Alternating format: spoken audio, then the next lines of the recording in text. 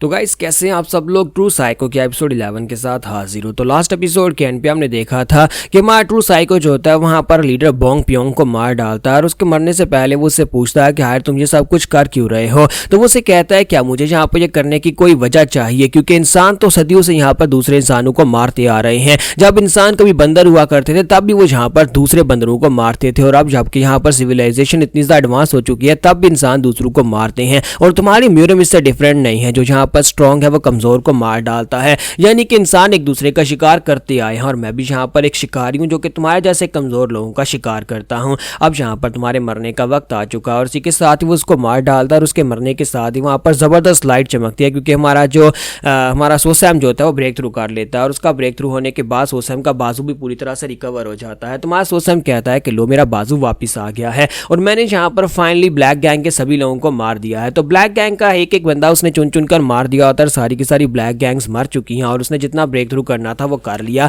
और अब वो कहता है कि अब मुझे लगता है कि अगली स्टेज के ऊपर जाना पड़ेगा, मुझे ऐसी जगह के ऊपर जाना है जहां पर स्ट्रांग जो होते हैं वो भी स्ट्रांग का शिकार बन जाते हैं। यानी कि तुम जहां पर स्ट्रांग हो तुमसे ऊपर कोई ना कोई स्ट्रांग जरूर होता है। मैं म्यूरम में जाने वाला हूं, क्योंकि फिलहाल के लिए तो वो डांदरी क्लैन में, लेकिन जब वो रियल दुनिया में जाएगा, यानी रियल म्यूरम के अंदर जाएगा जहां पर पांचों बड़े क्लैंस जो है एक दूसरे से लड़ते झगड़ते रहते हैं, तो वहां पर उसे शिकार करने का ज्यादा मौका मिलने वाला है। और इसी के साथ ही एक सीन में डिमोनिक कल्ट का दिखाया जाता है, और आपको पता है कि म्यूरम हो और वहां पर डिमोनिक कल्ट का नाम ना आए ऐसा तो हो ही नहीं सकता। तो डिमोनिक सेक्टर का सीन दिखाते हैं जहां पर लीडर जो होता है वो अपने एक साथी से पूछता है कि बताओ कि ऑर्थोडॉक्स डीमन वार में कितना वक्त रह गया है। तो उसका एडवाइजर उसे कहता है कि सर सिर्फ 2 साल के बाद हम लोग उनके ऊपर फुल ऑन अटैक कर सकते हैं। तो वो कहता है कि 2 साल रह गए हैं, यानी कि बहुत ही कम समय बचा है, तो क्या हम लोग अपने ग्रैंड प्लान को स्टार्ट करने के लिए थोड़ी सी कमोशन स्टार्ट करें। तो वो एक बंदा जिसका नाम वैंग मून होता है उसे कहता है कि वैंग वून क्या तुम रेडी हो। तो वो कहता है जी सर, जब आप कहेंगे मैं तब जहां पर अटैक करना शुरू कर दूंगा।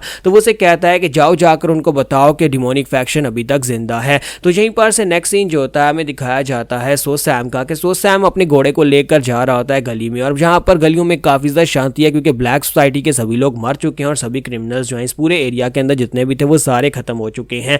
तो सोसैम जब चलता हुआ जा रहा होता है तो वहां पर कुछ लोग बैठे आपस में गप्पे लगा रहे होते हैं। एक कहता है क्या तुमने न्यूज सुनी है, क्या तुमने सुना कि ब्लैक सोसाइटी का लीडर भी मारा गया है और उसके साथ साथ पूरी की पूरी ब्लैक सोसाइटी अब खत्म हो गई है। तो दूसरा उसे कहता है कि हाँ मैंने सुना है, इसी वजह से तो आजकल कोर्टिशियन और मर्चेंट्स काफी ज्यादा खुश हैं, क्योंकि अब यहाँ पर मर्चेंट्स को कोई लूटेगा नहीं और कोर्टिशियंस की कोई इज्जत नहीं लूटेगा, तो वो सभी लोग इसलिए ज्यादा खुश है। तो दूसरा उसे कहता है कि मुझे लगता है कि अब यहाँ पर उस नेमलेस हीरो को नेमलेस हीरो नहीं बल्कि नेमलेस ग्रेट हीरो कहना चाहिए, क्योंकि उसने यहाँ पर हमारे लिए जो कुछ भी किया है वो बहुत ज्यादा अच्छा है। जबकि एक तीसरा बंदा उनके पास खड़ा होता है और उनसे कहता है कि मुझे तो यहाँ पर उसके ये सब कुछ करने के पर अभी भी शक है, क्या है कोई यहाँ पर इतना अच्छा कैसे हो सकता है कि उसने हमारे लिए यहाँ पर जितने भी ब्लैक सोसाइटी के लोग थे सभी को मार डाला। तो दूसरा उसे कहता है क्या तुम्हें दिखाई नहीं दे रहा कि यहाँ पर कोई कुछ नहीं करने वाला था, डांदरी क्लैन हो या फिर 5 ग्रेट क्लैंस हो, कोई यहाँ पर उन गुंडों के खिलाफ कुछ नहीं कर रहा था, जबकि वह गुंडे उन्होंने हमारे साथ क्या कुछ बुरा नहीं किया। उन्होंने यहाँ पर हमारी लड़कियां उठा लेते हैं, हमें लूट लेते हैं, और हमें यहाँ पर जब चाहे उनका दिल करता है वे मार डालते हैं। तो तुम्हें नहीं लगता कि उस नेमलेस हीरो ने जो कुछ भी किया है वो अच्छा किया है।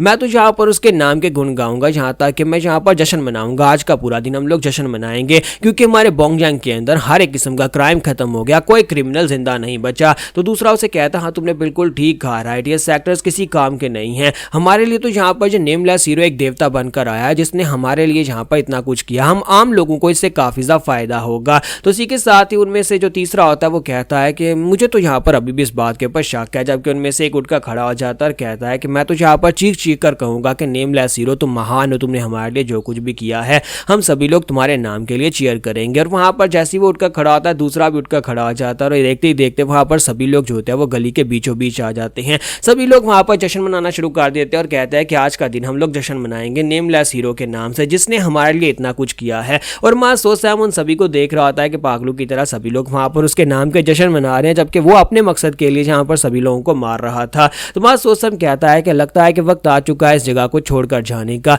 अब इन कमीने राइटकेस लोगों को तो मैं नहीं मारूंगा, मुझे जाकर कोई और क्रिमिनल्स ढूंढने होंगे। तो इसी के साथ ही जब वो रात के वक्त वापस पहुंचता है, क्योंकि डेली उसकी यही रूटीन होती है, उसे घोड़े को बाहर लेकर जाना होता है, उसे चराकर या फिर उसे वॉक करवाकर वापस लाना होता है। जैसे ही वो अपने स्टेबल के पास पहुंचता है तो वहां पर विंडो ओपन होती है, उसकी स्पिरिट आई एक्टिवेट होती है और उसे कहा जाता है कि तुम्हारे लेवल से 10 लेवल अबव कोई पावरफुल बंदा तुम्हारा स्टेबल के अंदर है। तो वो कहता है कि आहिश यहाँ पर मेरे स्टेबल के अंदर कौन हो सकता है। तो वो दरवाजा खोलकर अंदर आता है तो वहां यहाँ पर सामने देखता है कि डायहो वहाँ पर खड़ा होता है। तो की डाओ जो कि ब्लैक रो हाल का मास्टर है और उसके साथ वहाँ पर सेक्टर लीडर खड़ा होता है डानरी क्लैन का। तो वो कहता है कि ये कमीना यहाँ पर क्या कर रहा है, इसका मतलब यह है कि ये यहाँ पर कोई ट्रबल काज करने के लिए आया होगा, इसे कहीं पता तो नहीं चल गया। तो इसी के साथ ही वहीं पर घुटने टेक देता है। तो मास्टर जो होते हैं वहाँ पर आके बढ़ते हैं, घोड़े को जाकर प्यार करते हैं और कहते हैं कि मुझे लगता है कि फाइनली यहाँ पर इस घोड़े को बाय बोलने का वक्त आ चुका है। मैंने इतने प्यार से इस घोड़े को पाला है। जबकि हमारा जो सोसैम होता है वो उसके पाँव से निकलने वाली हवा को चेक कर रहा था, क्योंकि सेक्टर लीडर जो है वो यहाँ पर सेक्टर लीडर है और ऊपर से एक सुप्रीम मास्टर है इस मार्शल आर्ट्स का। इसी वजह से उसकी जहाँ पर वो खड़ा होता है वहीं पर से एयर प्रेशर निकल रहा होता है। तो सेक्टर लीडर जो होते हैं सोसैम के ऊपर तो कोई ध्यान नहीं देते और साथ ही वो कहते हैं कि आप जबकि यहाँ पर फुल मून आने वाला है और मैंने सुना है कि नामगोंग क्लैन की सेकंड डॉटर की वो शादी करने वाले हैं, इसी वजह से मैं चाहता हूँ कि इस घोड़े को उन्हें गिफ्ट में दिया जाए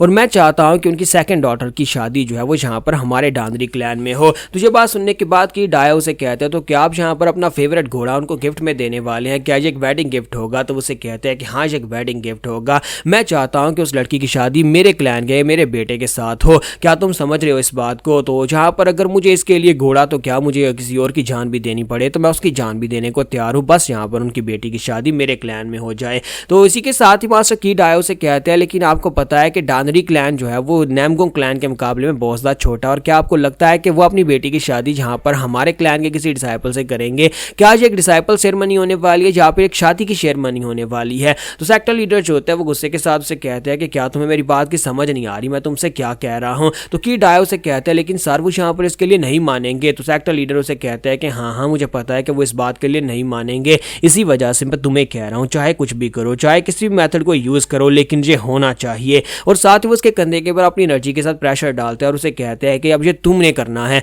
मैं चाहता हूँ कि वहां पर जाओ, अपनी स्क्वाड को लेकर जाओ और जाकर उनके सामने मेरे बेटे को रिप्रेजेंट करो और उनकी सेकंड डॉटर की शादी हर हाल में मेरे बेटे के साथ ही होगी, वरना तुम्हें इसके कॉन्सिक्वेंसेस फेस करने पड़ेंगे। और साथ ही वो कहता है कल सुबह तुम लोग यहाँ पर से निकलोगे? तो वो कहता है जी सर हम लोग कल सुबह यहाँ पर से निकलेंगे। और साथ ही वहां पर जाने से पहले सेक्टर लीडर जो होते हैं वो उसे कहते हैं और ये चीज जो ग्राउंड के ऊपर गिरी पड़ी है सर झुकाकर बैठी है, इसे भी अपने साथ ले जाना, ये घोड़े को बहुत अच्छे से संभाल सकता है और घोड़े को संभालने के लिए तुम्हें इस बेकार घटिया सी चीज की जरूरत पड़ेगी। वो सोसैम के बारे में बात कर रहा होता है, वहां पर ऑर्डर देने के बाद वो चला जाता है। तो की डायो जो होते हैं वहां पर सोसैम की तरफ देखते हैं और सोसैम जो होता है वो उसकी तरफ देखता है और उसे कहता है कल सुबह तैयार रहना, और फिर साथ ही वो भी चले जाते हैं। तो अगले दिन सुबह का सीन दिखाता है कि मां सोसैम जो होता है वहां पर तैयार हो जाता है और घोड़े को भी उसने रेडी कर दिया होता है। तो मां सोसैम कहता है कि आखिर मुझे यहाँ पर ऐसा क्या करना पड़ेगा कि मैं भी मार्शल आर्टिस्ट बन जाऊं? हालांकि मैंने क्लैन के सभी लोगों की मार्शल आर्ट्स को कॉपी करने की कोशिश की, लेकिन मैं सिर्फ मूवमेंट्स को कॉपी कर पाता हूं, उसके अंदर से कोई भी की एनर्जी नहीं निकल पाती।